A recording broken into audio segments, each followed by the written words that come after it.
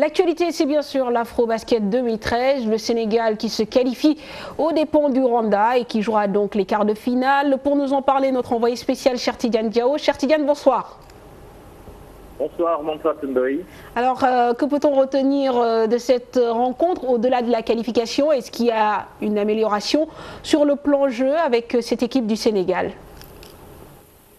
Une amélioration, Mampatou, peut-être sur le plan mental. C'est ce qu'a dit Malendoy en conférence de presse. L'équipe du Sénégal avait un mental de fer dans le Manital, ce qui n'était pas le cas lors des derniers matchs, notamment face à l'Égypte et également face à l'Algérie, où le Sénégal avait flanché dans le dernier quart-temps. Mais ce n'était pas le cas aujourd'hui. On a vu une équipe du Sénégal déterminée donc, dans le dernier quart-temps face à une équipe rwandaise extrêmement peigneuse. Alors donc le Sénégal qui gagne ce match finalement de 10 points d'écart, mais que ce fut dur.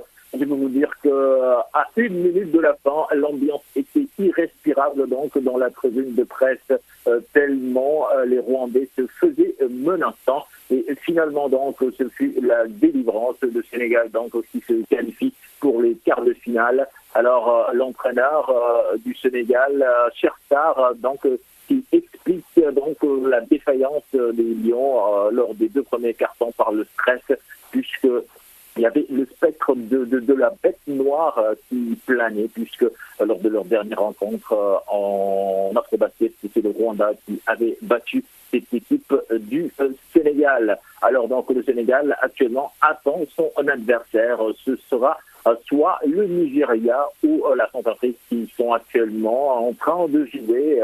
Et pour le moment, ce sont les Centrafricains qui mènent 31-26 face à l'ogre nigérian.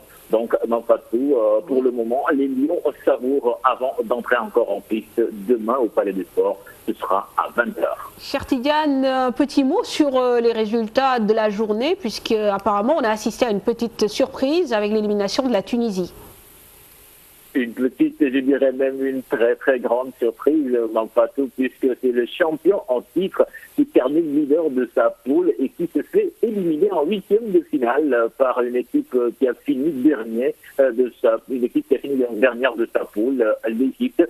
L'Égypte qui pratiquait un très beau jeu malgré ses défaites face au Sénégal, face à l'Algérie et même face à la Côte d'Ivoire.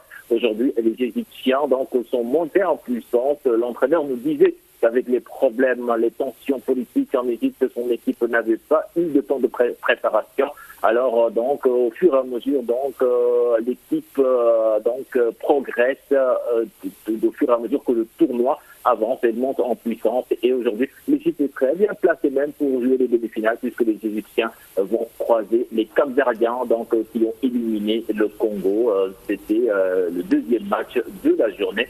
Donc pour le moment, le tableau des quarts de finale, il ne reste que le Nigeria ou la Centrafrique pour avoir le tableau complet. Merci beaucoup Cheikh Tidiane. Nous te retrouverons plus longuement dans le journal de l'Afro-Basket juste après cette édition.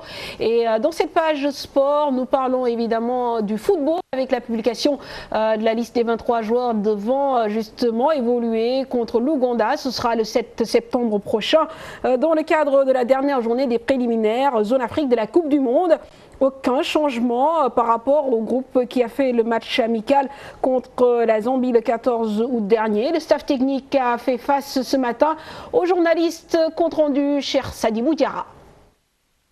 Alain Giresse fait dans la continuité. Le sélectionneur national reprend les mêmes 23 lions du match amical du 14 août dernier face à la Zambie pour affronter l'Ouganda le 7 septembre prochain. Le groupe a donné satisfaction. C'est un même groupe qui m'a donné satisfaction. Cette ossature d'équipe qui progressivement est en train de prendre corps.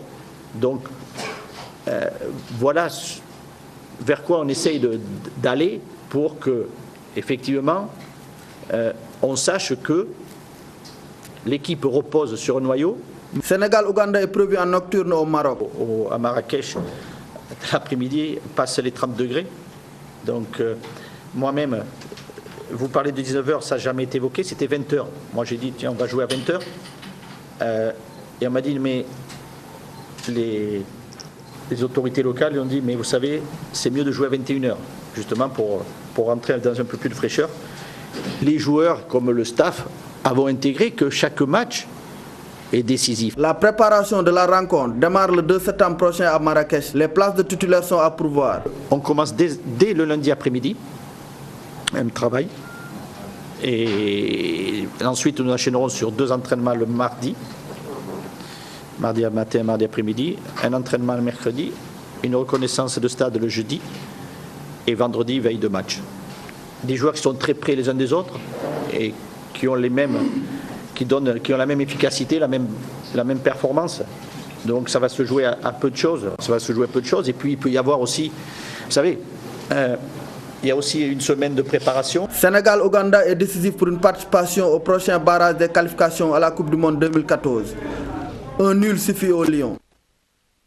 En marge de cette rencontre, le dossier de l'intégration de l'attaquant du Milan AC Maignan suit son cours. En tout cas, Maignan qui promet tout simplement de venir un de ces 4 jouer pour l'équipe nationale du Sénégal. Révélation faite ce matin par le staff technique de l'équipe nationale du Sénégal. Les propos recueillis par Cheikh Sadibou Diarra. D'aucune façon, il refuse la sélection. C'est un jeune joueur qui a besoin de s'installer dans son club de Milan, et c'est un élément dont lequel il tient compte par rapport à la sélection, mais il me dit: coach, vous inquiétez pas, ça va se faire, et moi je vais concrétiser. Je reste optimiste quant à l'avenir parce que je suis très satisfait des échanges qu'on peut avoir. Bon, avec son père, ça c'est fait, et les échanges que j'ai continuellement avec lui sont aussi excellents et me feront agir très positivement. Voilà. Donc, j'espère effectivement que c'est quelqu'un qu'on pourra, comme ça a été le cas pour Henri Cévé, pouvoir retrouver avec la sélection.